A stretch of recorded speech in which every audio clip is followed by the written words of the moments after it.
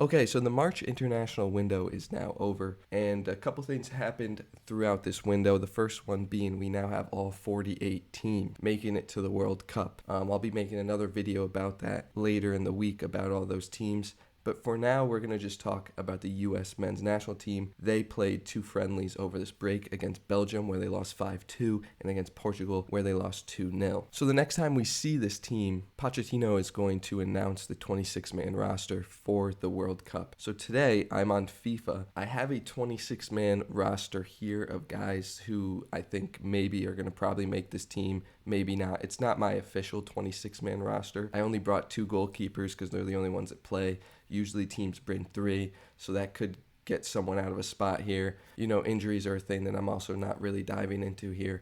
I'm just kind of picking 26 guys who I think will be in the mix, and we're going to move them around, including the 11 that played last night. In front of you, I actually have the 11, the starting 11, and the formation that they used. We're going to be diving into the formation, the system, and what I think the lineup should be for the World Cup. They kind of use a three-in-the-back formation, but it's very different because the winners here, Weah and Robinson, are not equal on the left and the right. Same thing here with Trusty and Freeman. They are not equal on the right and the left. Weah goes higher, almost as a right winger, right mid. Freeman, although he's a right center back in this formation, is basically playing a right back position. And then Robinson doesn't play left back, doesn't play left winger like Weah. He's kind of like a left wing back. So he comes like further back down here.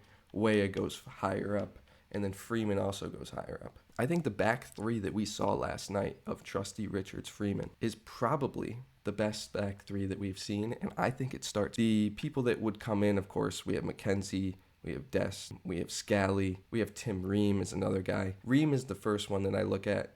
Trusty and Ream are the only left-footed center backs on this team, so one of them's going to play on the left. I think Trusty, without a doubt, won the starting job last night. I thought he was phenomenal, and he's asked to do a lot in these center back positions on the wide center backs. I think Richards, you cannot deny that he has to be there in the middle without a doubt. He's a force. And then the right center back, again, usually this right center back position is almost used as a right back in a three center back situation. So you would like to have a right back there. We've seen Scally play here. You know, you could have McKenzie play here and have three strong center backs.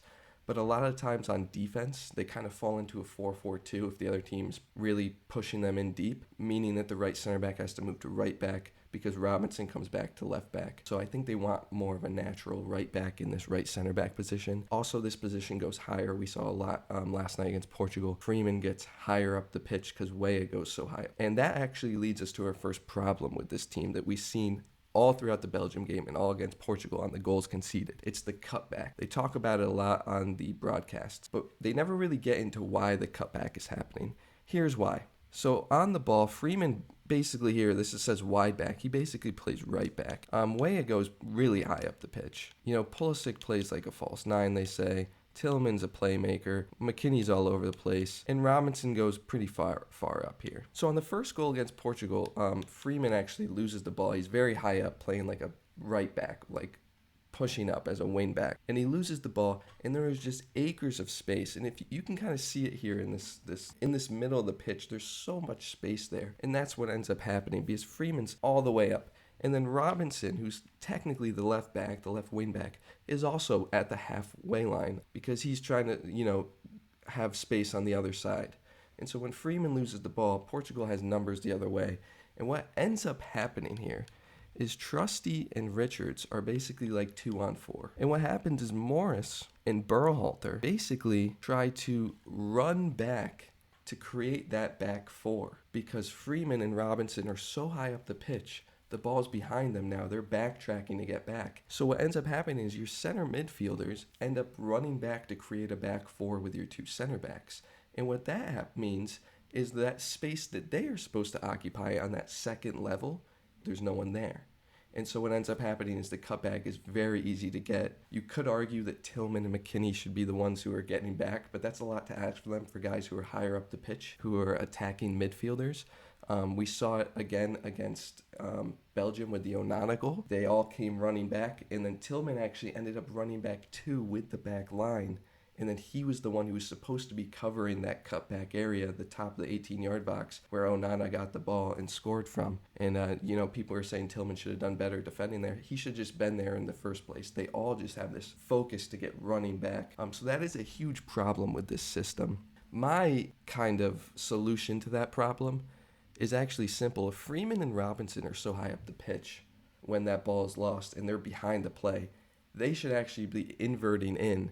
If the center mids are covering them on the back four, then Robinson and Freeman should come back and be covering their center mids who are now covering for them. Now, I really like this system, but as you can see now, it's very different on FIFA. Obviously, this is a video game, and stuff that happens on this game is very limited to certain things. So it's harder to show. I can't move these pieces around willingly. I have a set amount of things that I can do with them. But as you can see, there's a big pocket of space in between Trusty and Robinson on that left side, and Freeman and Weah on the right side.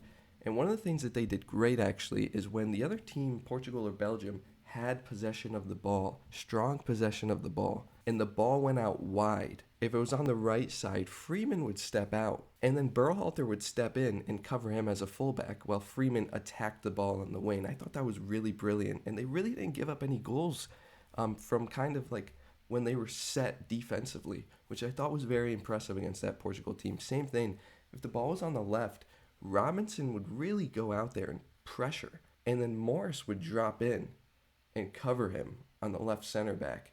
And then Tillman would also come in. I think Pochettino has really set up some really good principles with these guys. I think they actually look amazing. It's just these little things on both sides of the ball. We'll get into the attacking play, but these little things on each side of the ball.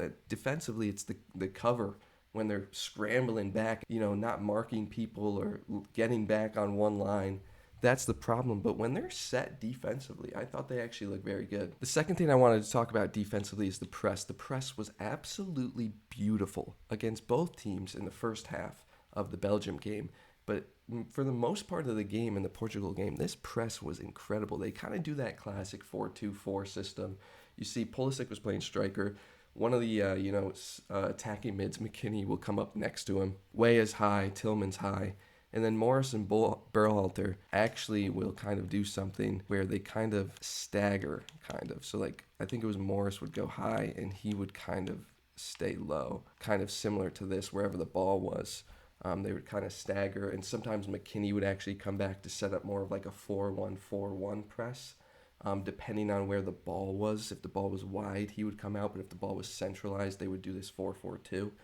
And it was working brilliantly. And also, again, you see the space when you have two midfielders covering so much space. There's areas that you can exploit. Freeman would just run up and cover there. If it was on the right side, if it was on the left side, it was Robinson. They'd run up and cover, and then Trusty or Richards would cover them, and then the center mid would cover them. It was absolutely beautiful, and I think it really gave Portugal a lot of problems. The only problem was, and it's the major problem, if you listen on the broadcasts, they say that the U.S. has a problem in the final third. I would say it's not even the final third. It's the final, sixth of the pitch. It's the 18-yard box. They get down there, and they just blunder everything, whether it's touches, whether it's passes, whatever it may be. They just are incapable of stringing the right thing together at the last second. They string all this beautiful stuff together. You see the build-up play with Tillman, who's absolutely incredible for this team, setting up amazing opportunities. You saw it time and time again throughout this week of getting Pulisic and Weah running out wide. It's absolutely amazing. But then it's just in the 18-yard box. There was one against Portugal where Pulisic had the ball, and he's moving in, making moves, and he's got Balogun and Tillman both asking for the ball on their favored right foot with plenty of space for a shot. And Pulisic just takes it on his weaker left foot, and it goes flying over the bar. It's very, very little things.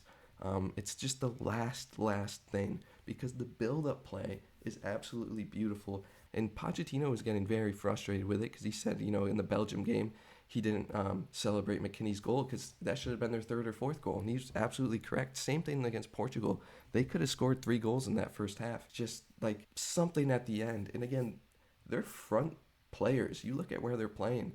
Pulisic in Milan, McKinney in Juventus, Tillman at Bayer Leverkusen, Weah in Marseille. in very good leagues around the world for top teams that are playing. These guys play a lot, and it's just they can't get the last thing done. And it's one of those things you think that they'll be able to figure it out, and you hope they will.